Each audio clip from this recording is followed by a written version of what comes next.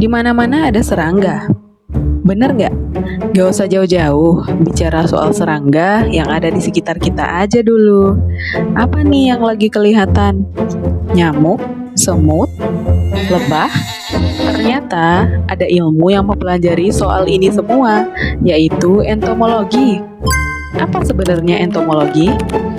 Kata entomologi berasal dari kata Yunani yang berarti entomon atau serangga dan logos yang berarti ilmu pengetahuan. Dalam arti sempit, entomologi adalah ilmu yang mempelajari tentang serangga seperti nyamuk, lalat, lebah, tuma, dan sebagainya. Yang dalam ilmu kesehatan erat sekali kaitannya dengan penyakit yang disebabkan oleh vektor.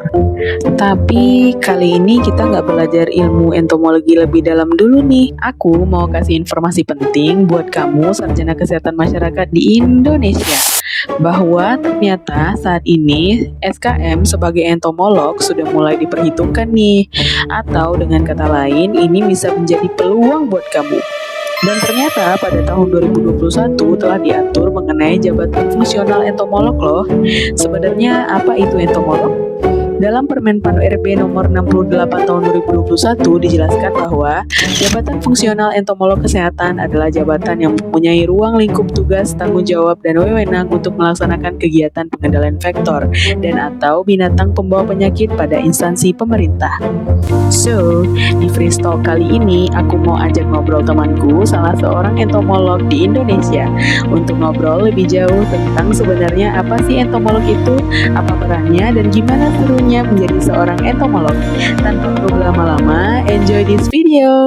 Hari ini kita kedatangan seorang manusia langka, yang jumlahnya mungkin itu ya berapa ya di Indonesia ini, mungkin nanti dia bisa jelasin sendiri ya. Ada berapa entomolog yang ada di negara kita ini. Nah, selain dia ini seorang entomolog, dia juga merupakan aktivis dulunya semasa kuliah ya. Amin. Amin, itu emang kenyataan. Nah, temanku ini, Iqbal, akan sharing ke kita tentang seorang entomolog itu ngapain aja sih kerjanya gitu ya teman-teman. Nah, oleh karena itu langsung aja tanpa perlu berpanjang lebar, langsung aja kita minta Iqbal untuk perkenalan. Ya, oke, baik. Terima kasih Kak Friska atas kesempatan dan waktunya ya untuk memperkenalkan saya juga dan mungkin ilmu yang sudah saya dalami selama ini gitu ya. Sebenarnya perkenalkan, nama saya Muhammad Iqbal Kurniawan. Saya asalnya dari Kota Semarang, alumni dari Fakultas Kesehatan Masyarakat Undip. Peminatan yang paling langka yaitu entomolog, cuma satu-satunya di Indonesia setahu saya. Terus sekarang saya bekerja di Puskesmas Pangandaran. Sebelumnya saya sempat bekerja juga di Arbov Pest Care, itu sebuah semacam pest control seperti itu atau jasa pengendalian hama. Lalu mungkin beberapa hal yang lain kayak saya setelah dari sana dari Arbov Pest Care itu sempat bantu penelitian juga, penelitian dosen. Terus juga habis itu sempat juga bantu-bantu kerjaan di saudara karena waktu itu COVID nyari kerjaan susah ya. Nah di situ terus saya sempat juga nih Mbak Friska, saya sempat di TB komunitas juga sebenarnya. Tapi cuma 3 bulan. Habis itu keterima CPNS ya udah. Gitu. Keterima CPNS gitu ya udah. Ya udah. Kayak nggak ada import itu ngomongnya. Ya pokoknya berjibaku aja lah gitu. Ketika terima CPNS ya alhamdulillah ya ikhtiar dari diri sendiri, tapi ya lebih ikhtiar dari orang tua sih sebenarnya. Masya Allah, doanya orang tua ya. Iya betul sekali. Pastinya. Nah, tadi Iqbal udah sempat singgung soal ini ya jadi entomolog ya. Dulu ngambil peminatan entomolog. Nah, kenapa sih dulu itu bisa milih peminatan ini gitu? Mau dijawab menarik kah? Mau dijawab secara profesional atau secara personal? Bebas. Di sini nggak ada ketentuannya. Kalau dijawab secara profesional, saya pastinya akan bilang bahwa karena tenaga entomolog itu kurang. Yang selanjutnya adalah ilmu untuk entomolog itu kan unik ya Mbak ya. Nggak semuanya Fakultas Kesehatan Masyarakat terutama untuk S1 Kesehatan Masyarakat itu buka untuk cabang ilmu entomolog kesehatan. Mungkin kalau yang lain itu setahu saya itu ada di bagian peternakan, itu kan masuknya ke biologis ya tapi atau sains. Nah kalau misalkan untuk yang fokus ke kesehatan itu setahu saya cuman di Undip. Nah, cuman kalau misalkan untuk yang S2-nya setahu saya itu ada entomolog itu tuh di IPB. Dia itu tuh masuk ke pertanian, tapi kalau nggak salah di kedokteran juga ada, lalu di UGM gitu. Nah Terus kalau usahakan untuk kenapa milihnya ke di situ ya itu tadi. Cuman kalau usahakan jawaban kan tadi jawaban profesional. Kalau jawaban personal atau dari saya, sebenarnya saya nggak diterima di kesehatan lingkungan ya. Beneran? Gitu. Sebenarnya sih saya dulu kan emang pengen membentuk kesehatan lingkungan karena kan emang basicnya itu suka di apa ya lingkungan gitu lah. Aku juga sempat ikut kayak komunitas hijau juga ya aktivis lingkungan gitulah. Nah itu namanya atmosfer. Itu ya banyak lah kegiatannya nanam bakau, bank sampah, lain-lainnya macam-macam. Nah itu mau aku masukin satu jalur nih sama kesehatan lingkungan. Tapi kan ya namanya takdir kan bisa berkata lain ya. Kita syukuri aja takdir kita hari ini. Gitu. Berarti dulu seleksi ya kalau untuk ngambil peminatan di Undip ya? Ya, seleksinya pakai IPK saya kurang. Wow. Oh alah, kirain gitu kan. Iya. Kan Iqbal tuh aktif banget dulu kan di atmosfer itu kan sering update juga gitu kan. Ya, betul sekali. Oh, jadi karena itu. Nah, pengennya kan idealnya kan kayak gitu, tapi ya ada hal yang lain ya sudahlah gitu saja. Tapi setelah dijalani seru nggak? Ya seru-seru banget sih malahan sih karena kan kalau di entomolog ini Mbak mungkin lebih banyak praktek daripada kita teori ya. Teori pasti banyak juga teori dan praktek, tapi kecenderungan sih karena kalau usahakan kita teori aja kan sering lupa ya. Tapi kalau sering praktek kan insya Allah lebih gampang diingat juga gitu sih. Cuman ya kalau usahakan kecewa banget juga enggak ya karena kalau usahakan sesuai undang-undang sebenarnya juga entomolog itu kan gabungnya juga sama Kesling juga kesehatan lingkungan. Jadi ya masih dalam kecewa dalam Kesling kan. Betul. Nah terus apalagi tadi maaf. Iya, seru apa enggak? Udah dijawab seru nih. Nah, gitu. Nah, berarti udah terjawab nih kenapa Iqbal mengambil peminatan entomolog. Kirain tadi ada alasan filosofis gitu. Belum masuk ke jenjang filosofis waktu itu. Nah, tertarik juga nih. Tadi kan Iqbal juga menyatakan kalau jadi entomolog itu seru. Nah, apa sih sebenarnya peran dan fungsi entomolog itu? Kalau untuk peran tentunya banyak ya. Kalau usahakan mungkin saya sedikit gambarkan aja mungkin yang di dunia kerja mungkin ya kadang yang jadi orang-orang kepo gitu ya. Kalau di dunia kerja saat ini kalau usahakan di puskesmas sekarang ini aja dulu ya. Itu kan kalau saya kan entomolog kesehatan. Tapi ketika kita sudah masuk ke dunia kerja ini kan dinamika kerja kita kan bisa berubah ya. Kita bisa jadi entomolog tapi merangkap jabatan yang lain atau kita memegang program yang lain kayak gitu ya. Nah, kalau saya sendiri di sini saya pegang juga yang kaitannya sama entomolog ya. Itu pegang filariasis. Terus selanjutnya aku pegang Ausrem, jadi terkait anak usia remaja. Nah, kalau usahakan filariasis ini kan sebenarnya di sini nggak ada kasus, jadi lebih ke apa yang aku kerjain sih kecenderungan lebih ke kuantitatif atau ibaratnya yang penting tercapai atau ibaratnya dari segi programku itu cuman ngasih POPM atau pemberian obat secara massal kayak gitu untuk filariasis. Lalu kalau usahakan di sini kan ada partner entomolog di sini jujur ada banyak jadi kebagi banyak entomolog di puskesmas itu ada 3. Wah kok bisa? Kan nggak semuanya ya puskesmas tuh punya entomolog. Nah di sini tuh paling banyak jujur di Kabupaten Pangandaran emang rata-rata gitu. Kalau nggak ada 2 ada 1 seenggaknya. Di tempat malah ada 3 gitu. Kok bisa sih?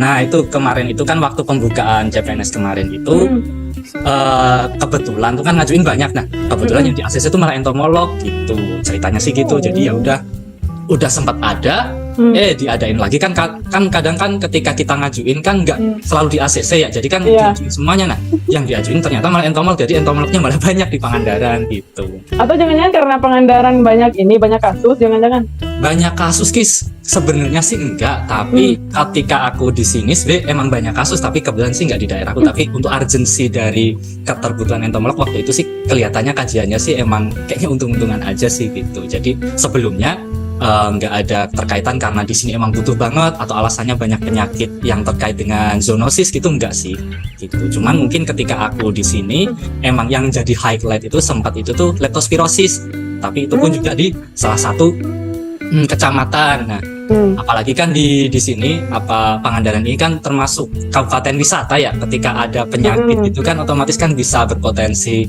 menurunkan devisa daerah gitu kan. Nah jadi ya otomatis ya sekarang ini ya alhamdulillah udah terselesaikan sih dengan kita sih kerjasama terus kita juga survei juga gitu kan ya ilmu-ilmu entomolog terkait kita waktu kuliah ya alhamdulillah kepake lagi gitu. Kepake berapa persen itu Bal? Kalau di sini persentase sih mungkin hampir 40 sih sebenarnya sih. 40%. Oke. Gitu. Yang lainnya kan karena aku juga pegang program yang lain, pegang program yang lainnya. Ini malah yang aku rasa sih lebih dominan gitu sih. Oh gitu. Tadi Apa di ada sini? program filariasis, terus apa lagi? Ausrem, anak usia remaja. Anak usia Jadi aku remaja. Berarti kamu screening. megang 3 program ya? Yang aku pegang sebenarnya dua tadi. Oh, Filaria. 3, ada satu lagi rabies itu aku pegang ada. juga. Lupa maaf. Jadi itu ibaratnya kan ada program kerjasama juga. Kalau misalkan yang utama sih 3 itu, yang kerjasama tentunya ketika misalkan ada DBD malaria, nah itu kerjasama yang pegang entomolog yang satunya. Tapi kalau misalkan ada kasus, nah aku ikut bantu juga gitu, bantu penyelidikan epidemiologi, ya survei, ya lihat apa namanya sekiranya tuh hasil temuan yang ditemukan itu korelasi apa enggak dengan penyakit yang ada gitu. Misalkan kalau misalkan kita survei jentik ya. Kalau misalkan kita survei jentik, ini kan kalau misalkan kita bukan entomolog kan kita cuma taunya jentik aja, nggak tahu spesiesnya apa. Nah kalau kita entomolog kan kita tahu sekiranya jentik itu spesies apa gitu. Gitu. Nah, jadi kan lebih kita menerangkan ke masyarakat tuh bisa lebih aman. Misalkan kita bilang ketika kita survei nih ada jentik banyak, tapi kan karena kita punya ilmu kita bisa kasih informasi untuk yang ini emang banyak, tapi ini sebenarnya bukan pengaruh sama DBD misalkan gitu. Ini lebih tepatnya ke penyakit filariasis, namun untuk filariasis kan nggak ada, jadi insya Allah masih aman-aman aja. Jadi kita bisa memberikan sedikit refresh ke masyarakat juga, dan juga biar nggak terlalu panik gitu juga sih paling sih. Gitu. Berarti ini ya menarik ya. Berarti tadi kamu itu udah sangat akrab dengan berbagai spesies nyamuk. Ya, terakhir kemarin aku bikin posyandu anjing kan. Rabies. Unik ya? Oh bisa. Nggak hanya manusia yang ada posyandu ya? Posyandu balita, lansia, posyandu remaja aku pegang, posyandu anjing aku pegang. Kocak itu. Berarti tadi sih aku mikirnya gini ya, entomolog itu berarti kalau di sini, kalau di Padang sendiri, aku sih lebih lihatnya entomolog ini kerjasama sama program DBD gitu, DBD malaria gitu kan. Kalau Iqbal tadi justru malah jabatan fungsionalnya sebagai entomolog, tapi malah memegang program-program yang ya bisa dibilang nyambung sih gitu, terutama di filariasis gitu kan. Tapi kalau yang lain itu ada nggak kepake skill entomolognya? Kalau kepake ilmu entomolognya ketika aku di program lain sih ada. Ketika ibaratnya kan 2 program yang paling utama sih emang filariasis sama Ausrem. Ausrem ini kan aku kan gini teh, kegiatan Ausrem tuh banyak. Kalau misalkan filariasis tadi kan aku cuma bagiin obat cacing aja. Kasarnya kalau misalkan jelek-jeleknya ada kasus ya aku laporan. Nah selama ini kan nggak ada laporan, jadi cuma tugasku bagiin obat cacing aja. Nah kalau Ausrem ini kan dia emang penjaringan ini kan emang rutin, jadi itu masuk kegiatan yang cukup besar menurutku. Nah karena apa? Aku harus menjaring dari umur SD, SMP, SMA. Jadi satu kecamatan nih aku harus kesana semuanya gitu kan. Dan itu kan mau nggak mau berarti kan aku harus tahu ilmunya juga, aku harus belajar juga. Nah entomolognya kepakainya di mana? Nah kegiatan yang Ausrem tuh ada pertama screening kesehatan, itu tuh untuk SD, SMP, SMA. Berarti kan 3 ya, itu masing-masing sendiri. Nah satu lagi tuh ada namanya posyandu remaja. Nah ketika posyandu remaja ini seringkali aku kait-kaitin sama kasus yang ada atau yang lagi booming di puskesmas. Nah misalkan kalau yang kaitannya sama entomologi ya terkait DBD. Nah kebetulan kan 2 bulan terakhir ini kan banyak. Nah jadi aku coba tuh ke posyandu remaja itu kan aku lihat dulu sasarannya gimana. Nah sasarannya itu tuh kan sesuai apa enggak. Nah harusnya kan sasarannya remaja, tapi kan seringkali aku nemuin itu kan ketika diselenggarain kan kadang anak-anak. Nah ya udah aku bikin aja DBD terus posyandu remaja terus sama anak-anak. Nah hasilnya gimana? Aku bikin simulasi. Nah simulasi gimana nih adik-adik supaya terpapar dari dini terkait pencegahan, terkait penanggulangan penyakit DBD. Aku bikin simulasi. Aku kan di situ di Poskesdes. Nah, anggap aja ini rumah adik-adik. Nah adik-adik harus memeriksa nih sekiranya yang terkait sama penyakit DBD itu apa yang harus diperhatikan. Misalkan dari pekarangannya rumahnya dulu yang pinggir-pinggir. Nah dilihat tuh sampah-sampahnya, kayak simulasi buang sampah dulu lah. Tapi anak-anak aku ajak keliling itu posyandu gitu kan, karena emang tempat di posyandu. Terus habis itu di dalam rumah aku sediain lah ember, terus tak sediain dispenser ya, kayak kita simulasi di rumah beneran gitu lah. Jadi itu yang jadi entomolog tuh bisa masuk juga meskipun aku pegang program yang lain gitu sih. Itu simpelnya. Terus misalkan waktu screening itu tuh nggak mungkin kalau misalkan aku cuman periksa-periksa aja kayak gitu tuh ibaratnya terlalu kaku. Terus kan kayak seringkali ketika screening itu kita berkolaborasi dengan program yang lain kayak gitu sih. Jadi sosialisasi juga. Nah mungkin ketika ada program yang lain tuh nggak masuk atau ibaratnya waktu itu schedule-nya nggak ada, akhirnya yang berangkat cuma berapa orang doang. Nah, sosialisasinya ini aku kasih materi tentang aku atau entomolog gitu, DBD lah atau apalah. Cuman misalkan syukur-syukur aku tahu misalkan tentang anemia, karena kan Ausrim juga nggak jauh-jauh dari anemia. Aku paling kasih informasi itu, atau misalkan tentang gizi juga gitu sih paling. Berarti yang megang program DBD justru bukan entomolog kalau di sana? Oh, entomolog juga. Jadi kan ada entomolog 3. juga, yang 3 tadi ya. Yang malaria sama DBD itu juga entomolog juga. Satunya tahu di mana? Satunya di keuangan. Itu kan lebih nggak bisa lagi. Itu gimana dia menjalankan jabungnya? Nah itu jadi di rabies. Nah yang partner tuh satunya itu tuh pegang rabies, dia yang bagian laporin. Nah aku yang bagian survei gitu atau kegiatannya. Tapi aku tetap info ke dia aja. Cuman ya namanya di pemerintahan ya nggak bisa idealis, emang ada teman penyuluh P2P, dia jadinya juga jadi admin juga ada, itu 2. Ada waktu CPNS dia daftarnya di situ, cuman ya namanya kita bekerja di instansi pemerintah ya teh ya kan, kebutuhan yang lain kan juga banyak, jadi ya kebetulan juga sih kan, ibaratnya kan di sini kan ada yang namanya UKM ya kalau di puskesmas ya, itu kan upaya preventifnya. Jadi kayak timnya sih udah banyak gitu loh, jadi ditariklah ke kepegawaian. Nah kepegawaian kebetulan juga masih kosong gitu ya, mau nggak mau ya ada yang ditarik. Nah yang ditarik dari UKM itu gitu sih. Tapi itu termasuk salah satu PR-nya pemerintah tuh, karena kan kita sekarang udah bergerak ke arah katanya kan jabatan fungsional gitu kan. Nah justru malah yang lain yang dikerjain gitu kan. Nah itu PR besarnya pemerintah kita, yang mudah-mudahan nanti kedepannya ya bisa lebih rapi lah gitu birokrasi kita ya Bal. Amin. Terus tadi kan udah jelasin juga sedikit gambaran lah ya, pastinya lebih banyak daripada cerita Iqbal tadi, peran entomolog di lapangan gitu. Kalau secara teoritisnya sebenarnya entomolog itu ngapain sih? Dia itu dalam memutus mata rantai penyakit gitu. Oke, kalau secara teoritis sih ya simpelnya itu kita terkait dengan penyakit zoonosis atau yang bersumber binatang, atau yang kita sebut itu tuh yang lebih akrab tuh dalam golongan vektor dan reservoir. Ibaratnya kan nggak semuanya hewan tuh vektor, nggak semua hewan tuh reservoir. Ibaratnya kayak ular. Ular tuh bisa bikin orang meninggal nggak? Bisa kan? Nah tapi kan dia nggak masuk zoonosis kan? Nah sebenarnya kayak gitu, kita fokusnya tuh ke vektornya itu lebih cenderungnya ya serangga atau udah spesifik, semua serangga yang nyebabin penyakit. Nah itu masuk ke ranah entomolog. Lalu reservoir itu tuh sebangsa tikus, atau ibaratnya dia yang sebangsa pengerat kayak gitu, simpelnya gitu. Jadi cuman kan ketika kita udah punya bekal itu kan, zoonosis yang lain kan kita jadi gampang ngebayanginnya gitu ya, jadi ya kalian dilempar ke kita juga ya, salah satunya rabies itu juga gitu sih. Kalau rabies sih sebenarnya harusnya dia masuknya ke surveillance atau dia P2P secara umum gitu kan. Cuman kan karena ya kembali lagi ke instansi pemerintah juga kan, nah kita ya, itu sih sebenarnya. Kalau secara teoritis harusnya kita arahnya ke sana gitu.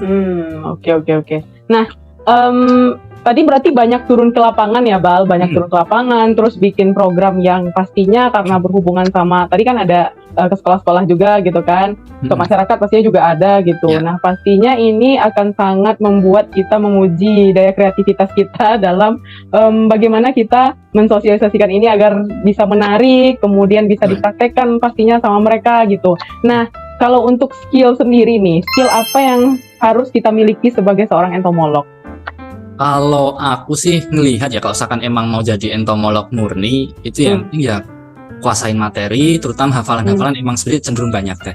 Karena kan kalau entomolog sendiri itu kan dia nggak hanya mengendalikan hewan, tapi dia juga harus mengetahui pengendaliannya. Nah, pengendalian ini kan jujur sih ketika aku banyak belajar tuh ketika waktu pekerjaanku yang pertama yang di kontrol, karena aku benar-benar pegang hewannya, juga pegang pestisidanya gitu atau racunnya. Di situ kan simpelnya gini, kalau misalkan kita salah takar, kita salah dosis kan, yang pertama jadi temuan audit, yang kedua ya bisa jadi ya jadi resisten di kawasan tersebut gitu kan.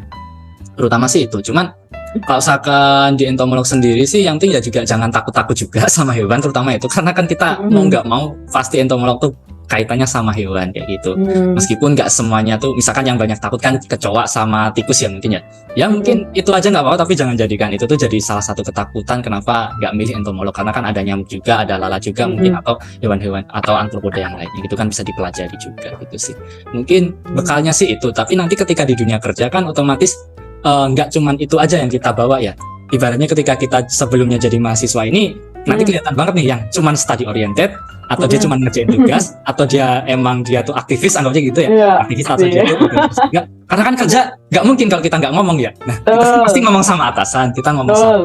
anggap aja bawahan kita atau ibaratnya Mm. kita strata supervisor, kita koordinasi sama karyawan, kita juga koordinasi sama Rekan. atasan. Nah, itu kan kalau misalkan kita aktivis kan kita bisa udah gampang lah. Misalkan kita sama waktu aktivis ya, kita bisa bayangin kalau kita koordinasi sama dekan gimana, rektor gimana, atau pembicara gimana, atau narasumber gimana. Nah, kalau sama bawahan ya anggap aja kayak adik tingkat kita ketika kita kerjain gitu kan. Nah, kita minta tolongin gitu kan, itu jadi terbentuk ketika kita di dunia kerja. Jadi nggak serta-merta ilmu yang dipelajari di kuliah itu bisa berguna semuanya, kadang malah kita masih ada kekurangan gitu sih. Sep. Oke. Serius amat lu. Emang serius ya tadi? Oh, iya. Enggak. Nah, bekal apa nih yang harus dipersiapkan sama adik-adik kita? Tadi Iqbal juga udah mulai ke situ tuh materinya tadi. Berarti ya komunikasi ya tadi ya salah satunya gitu. bekal. Selain skill. Nah, sekarang ini tuh bekal nih. Bekalnya apa nih, Bal? Buat jadi entomolog. Jadi entomolog. Oke. Jangan tes CPNS nih jawabannya. Enggak. Jadi emang gini, karena aku lihatnya itu tuh bekal ketika kita jadi entomolog itu tuh bekal mau kemana dulu, karena Nah, aku lihat ketika kita ke sektor swasta sama sektor pemerintahan tuh pemerintah. aku lihat agak beda gitu ya. Kalau sektor pemerintahan kan otomatis ya gimana kita bisa tercapai apa yang kita lakukan, syukur-syukur kalau kita menyenangkan customer gitu kan, jadi lebih enak gitu ya. Bekalnya tadi sih sebenarnya udah terjawab juga yang sebelumnya, karena soft skill juga hard skillnya, simpelnya seperti itu. Tapi kalau misalkan di sektor swasta itu kita itu kan juga pressure-nya lebih banyak, terus juga tanggung jawab kita untuk kita dari laporan gitu kan ibaratnya kita nggak boleh telat ya. Kalau misalkan di dinas saya masih sering telat juga. Nah, terus untuk detail-detailnya tuh kalau di swasta tuh beneran lebih teliti lagi gitu sih. Jadi ketelitian itu penting kayak gitu. Terus juga apalagi ya, kalau di swasta kan ibaratnya kontraknya kan bisa menahun atau dalam masa probation gitu kan. Nah, itu kan otomatis kita harus menyesuaikan dengan kebutuhan juga, atau ibaratnya standar dari perusahaan itu kan harus kita ikuti. Nah, gitu. Nah, kalau misalkan di sektor daerah gitu kan, atau misalkan aku di pemerintahan itu kan sebenarnya apa yang aku tuh kerjakan tuh kalau jelek-jeleknya pengen gampangnya ya udah, yang penting ada laporan, ada ini ya sebenarnya itu udah bisa selesai kayak gitu. Iya. Tanggung jawabnya sebenarnya sedikit gitu untuk kewajiban. Kalau misalkan sunah-sunahnya itu kan karena lebih ke panggilan moral juga gimana. Misalkan nih kita harus melaporkan ABCD. Nah, misalkan laporan DBD itu tuh kan 10 gitu kan. Sedangkan di anggaran tuh cuma 2 gitu. Kalau di sektor pemerintahan kan seringkali gitu teh. Nah, misalkan 2 yang 8-nya gimana? Nah, itu 8-nya tuh panggilan moral kayak gitu kalau di sektor pemerintahan. Kalau sektor swasta kan enggak, kamu 8 ya kamu dapat. Kalau kamu kerjakan kamu kan kamu bisa dapat bonus gitu kan, misalkan targetnya gitu, atau misalkan kamu lebih dari itu kamu dapat bonus. Nah, kalau di sektor pemerintahan sih enggak gitu, tapi ya enaknya yang satu lebih santai, yang satunya enggak. Jadi cuman ketika kita lebih santai ini kan kita jadi punya semacam waktu untuk kita tuh berinovasi sebenarnya, meskipun itu kepake apa enggak, tapi kan lebih kita berinovasi itu kan lebih banyak. Misalkan kalau misalkan di sini itu gambarannya aja ya, karena di programku ini jarang banget ada kasus, misalkan kasusnya yang DBD. Ini kan yang masih jadi highlight itu kan perihal kasus di 2 bulan terakhir ini kan banyak ya.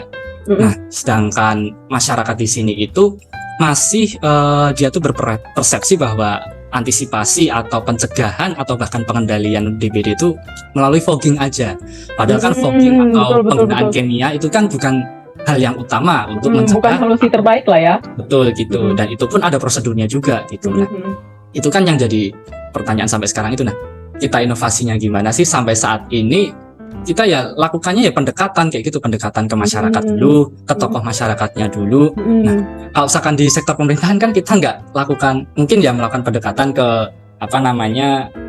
ke klien kita lah. Tapi kalau misalkan di masyarakat kan kita bener-bener kayak ya ada atasan juga, misalkan kepala desa, tapi juga ada masyarakat juga nih yang dia tuh emang nggak tahu, dia cuma tahu komitmen atau tahu budaya aja kan. Kita ngasih pencerdasan tuh kadang tuh mental gitu. Iya. Gitu. Nah, Berarti harus belajar juga ya tentang budaya setempat, kebiasaannya gimana gitu ya. Gitu. Betul sekali. Nah, inovasinya sebenarnya sih masih berjalan juga berupa ya kita pendekatan dulu ke masyarakat lewat yang itu tadi, misalkan aku ada kegiatan aku masuk gitu kan. Nah, itu kan aku anggap aja kayak pencerdasan dari kecil gitu ya. Terus juga rencana strategisnya sih misalkan nanti ada kayak semacam lintas sektor ya. Lintas sektor kita undang, kita rencananya mau bikin semacam ya pembahasan terkait fogging itu atau pemberantasan DBD. Nah, Terus kan misalkan setelah itu kan ada rencana jangka panjangnya adalah kita pengennya ada pelatihan juga ke perangkat desa, kita pelatihan ke petugas-petugasnya, dan kita kan di sini kebetulan ada juga dari Lokalitbang gitu kan. Nah, kita bisa ngundang mereka jadi narasumber gitu sih. Gitu. Tapi sejauh ini masyarakat di sana antusias nggak kalau dikasih penyuluhan atau inovasi-inovasi baru, ilmu baru gitu? Kalau inovasi anggap aja ya, kita peralihan budaya itu tetap pasti ada penolakan ya. Kalau misalkan untuk kita disambut baik sih alhamdulillah pasti alhamdulillah sih sejauh ini disambut baik terus. Cuman kalau misalkan untuk menerima inovasi anggap aja misalkan semuanya fogging jadi nggak fogging, itu masyarakat tetap masih belum semuanya bisa menerima gitu. Jadi kita karena kan ibaratnya gini nih, yang terutama kan PSN atau pemberantasan sarang nyamuk. Jadi fogging ini kita kelola mau nggak mau, karena apa? Ketika kita nggak fogging, masyarakat pasti berontak. Itu beneran bisa sampai chaosnya ke desa dulu. Nah, desa pasti pembelanya ke kita, bener-bener kayak datang terus gebu-gebu gitu loh. Nah, akhirnya kita jadi kayak main politik gitu loh. Mau di fogging nggak apa-apa, tapi saya minta syarat habis itu di PSN gitu. Jadi melatihnya tuh bukan langsung dari PSN-nya dulu, tapi lewat foggingnya dulu jadi pemantik. Ayo udah tak kasih fogging nih, ayo janjinya mana, habis ini di PSN gitu. Kadang masih menerima. Gitu Berarti sih. itu salah satu tantangannya ya. Selain itu tantangan yang lain apa lagi, Bal? Tantangan yang lain sih apa ya? Sementara sih itu sih sebenarnya masyarakat yang masih kecenderungan aja di suatu budaya itu perihal kalau misalkan konsepnya masih ya klasik lah, jadi untuk di-upgrade itu masih dia butuh waktu gitu.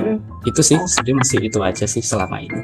Untuk yang lainnya karena gini, kalau misalkan untuk yang lainnya kan misalkan kita program untuk misalkan posyandu gitu kan, posyandu balita, posyandu lansia.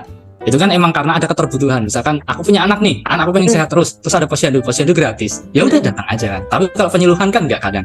Penyuluhan DBD itu sebenarnya bagi saya penting. Tapi enggak lah, malas aku mendingan kerja yang lain gitu kan. Enggak pengen nyempatin siapa atau perwakilan lah kayak gitu kan. Kadang enggak bisa kayak gitu juga. Jadi ya tantangannya ya juga kemauannya juga gitu sih. Apalagi kalau ini ya, kalau masyarakatnya itu semua rata-rata bekerja gitu kan. Jadinya ya kapan mau datang penyuluhan gitu. Iya, gitu itu beda sih. lagi tantangannya kan. Jadi mau nggak mau sih kita emang strateginya itu pendekatannya dari atas ke bawah sih. Jadi kita pendekatan juga ya ke bawah tuh ketika kita ke survei ya, kita pendekatan ke yang kena kasus, kita kasih penyuluhan leaflet ya leaflet media ya. Maksudnya kita kasih pencerdasan sampai dia bilang oke, nggak usah di-fogging nggak apa-apa. Nah itu salah satu goals dari saya menurut saya. Cuman kadang tuh ketika ada info ke masyarakat yang lainnya, nah ada nih yang kayak provokator ya, jadi nggak mau harus di-fogging karena terlalu kekhawatiran yang berlebihan gitu kan. Jadi mau nggak mau akhirnya udah dipupuk dari awal nih, naik lagi, keluar lagi, nah nanti balik lagi ke kebudayaan yang awal gitu sih seringkali PR-nya juga. Berarti memang harus konsisten ya, nggak boleh gampang menyerah. Iya, nah itu sih. Politik juga tuh tadi. Betul, nah ini kan ya masih dalam tahap berkembang ya, semoga aja bisa goals gitu sih. Harapannya merubah persepsi masyarakat.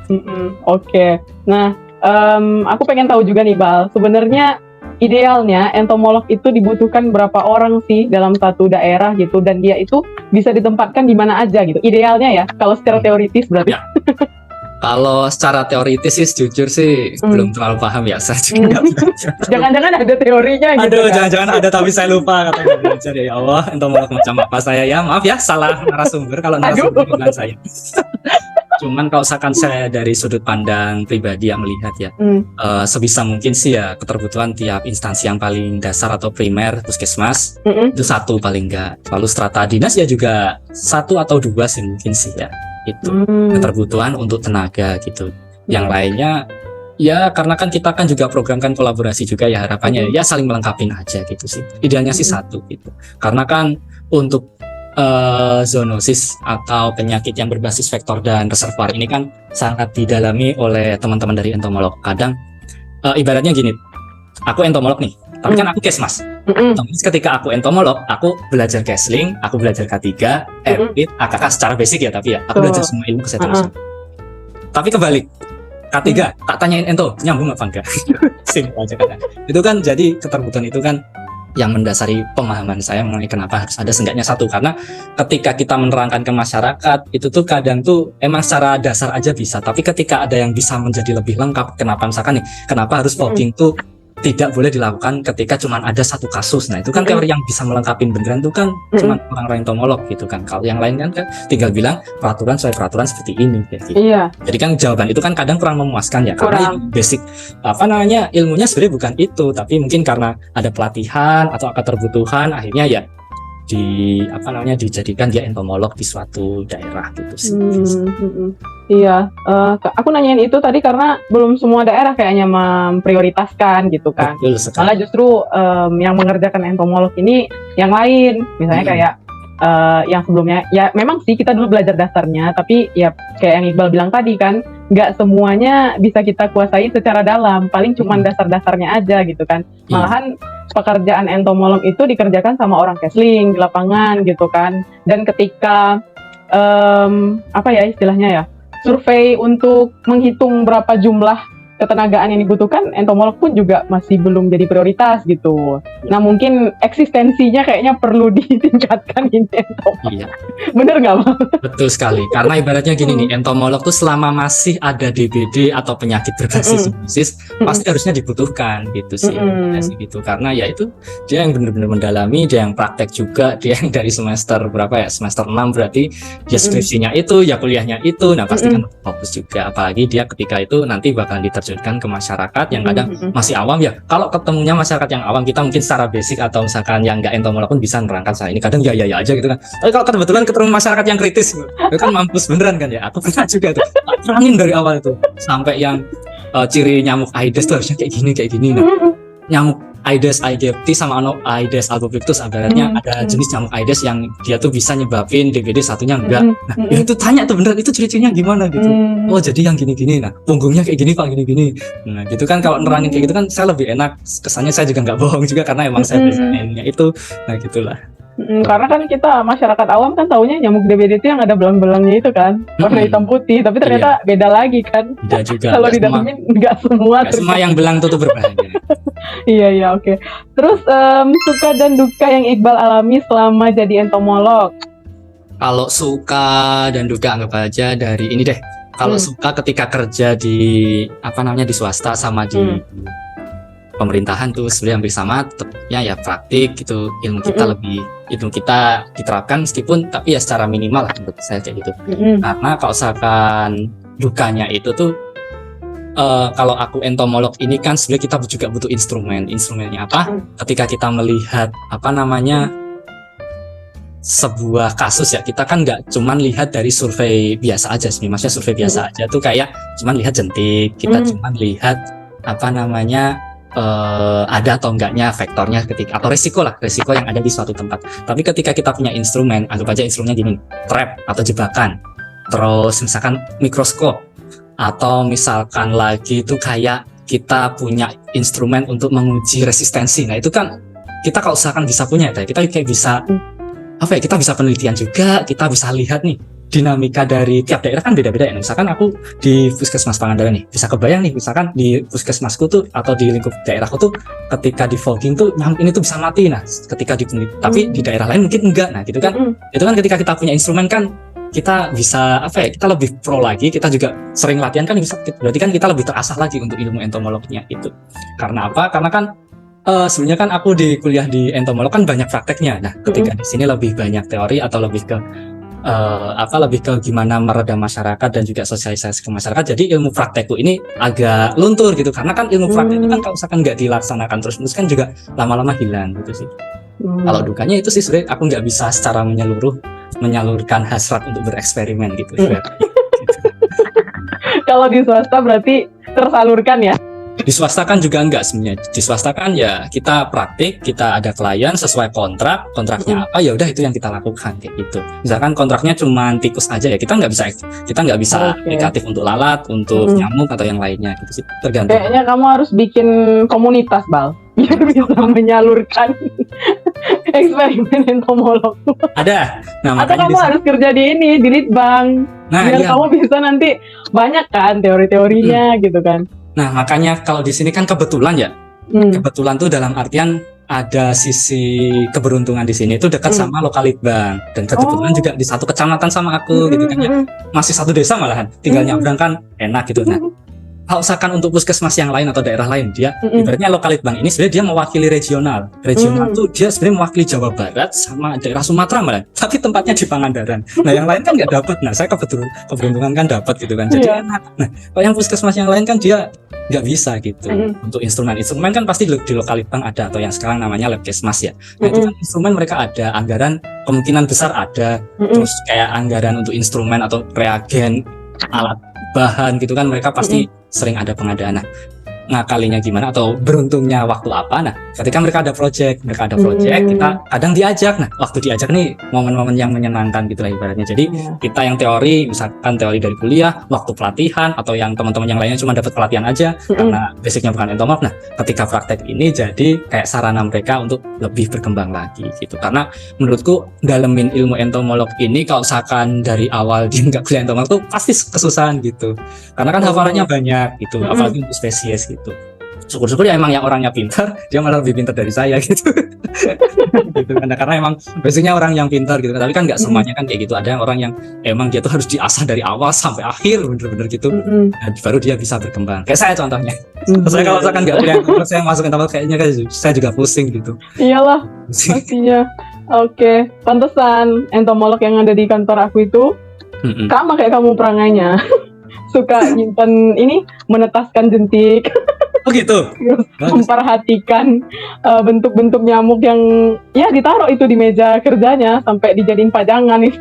Di mana itu? Di dinas apa di? Di dinas. Di dinas. Oh iya, biasa sekali. Di kita kayaknya nggak ada yang segitunya. Terus jawab cepat. Nanti kalau dikasih kesempatan S2 maunya tetap di entomolog apa gimana? Tetap di entomolog insya Allah. Asik. Tetap. Berarti ini ya seru lah ya entomolog gitu ya. Masih banyak yang perlu diekspor lagi ke depannya ya Bal. Kapan perlu nanti sampai jadi pakar nih di Indonesia nih. Amin.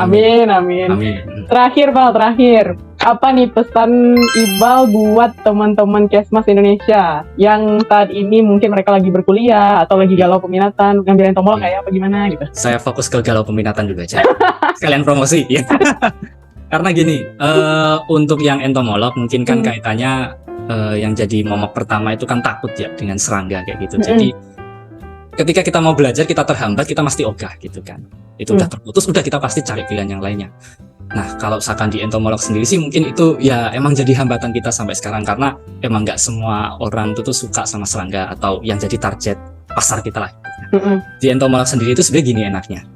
Kalau misalkan udah hafal atau misalkan udah paham banget entomolog, menurut saya tapi ya kita belajar untuk ilmu kesehatan yang lain tuh menurut saya lebih gampang kayak gitu. Ibaratnya gini, saya kasih satu gambaran aja. Mungkin untuk saat ini kan superioritas peminatan tuh kan ada di K3. Entomolog bisa juga masuk. Aku belajar ketika di sektor swasta gini. Aku di sektor swasta itu sebagai supervisor di klien. Nah, klien supervisor di pihak ketiga lah ya. Nah, aku ini kan punya klien. Nah, kliennya itu kan mayoritas ya pabrik atau hotel gitu kan. Nah, ketika fokusnya ke pabrik, itu yang kita jadi tempat interaksi kita itu adalah orang-orang K3. Otomatis ketika kita interaksi sama orang-orang K3 dan kita ketika aplikatif itu kan membawa racun ya. Racun itu ini kan ibaratnya nggak semua orang boleh menggunakan atau harus ada prosedurnya. Nah K3 kan juga sama, dia kan fokus pada ibaratnya supaya menjamin keselamatan dari karyawannya. Nah entomolog itu ketika kita jadi mitranya K3 ini, mau nggak mau juga kita harus belajar K3 juga. Mulai apa misalkan dari safety dari pestisidanya, terus misalkan dokumen-dokumen juga kita harus tahu. Nah ketika kita misalkan nih kamu pengen di pabrik farmasi A gitu. Nah, ketika kamu seorang entomolog, kamu bisa daftar di sekiranya pest control yang didaftar di di pabrik A itu. Nah, kamu ketika di situ kan bisa dapat mitra. Kamu bisa tahu juga isi dari pabrik itu kayak gimana, gambaran ketika kerjanya gimana. Bahkan ketika kamu seorang supervisor di situ, kamu bahkan bisa memasuki daerah-daerah yang mungkin karyawan yang lain itu nggak boleh atau nggak tahu malahan gitu kan. Nah, itu spesialisasi karena apa? Kita kan kaitannya dengan pengganggu ya atau hama atau pest gitu. Sedangkan di pabrik itu pasti punya requirement ketika ada satu aja produk mereka kena serangga, pasti komplainnya kemana-mana. Ya kalau misalkan masih ke QC, ya kalau misalkan masih ke masyarakat Indonesia, kalau misalkan kualitas ekspor misalkan itu kan jadi aware bagi perusahaan-perusahaan itu kenapa dia merekrut dia menggunakan pest control. Nah, itu jadi basic adik-adik, misalkan adik-adik yang nggak keterima K3 atau misalkan pengen punya wawasan yang lain tentang K3 anggap aja ya. Nah, ini bisa daftar di entomolog. Jadi misalkan jadi jadi supervisor di jasa pembiayaan halaman. Nah, adik-adik nanti belajarnya tapi dari entomolog dulu. Tapi habis itu kan ketika udah bermitra sama klien, adik-adik tahu koordinasi, tahu gini ya. Kalau misalkan kita emang orangnya humble gitu kan, kita bisa gali-gali informasi. Misalkan mau habis dari entomolog mau tobat pengen K3, nah itu kan bisa jadi salah satu bekal, itu kan bisa jadi salah satu CV juga.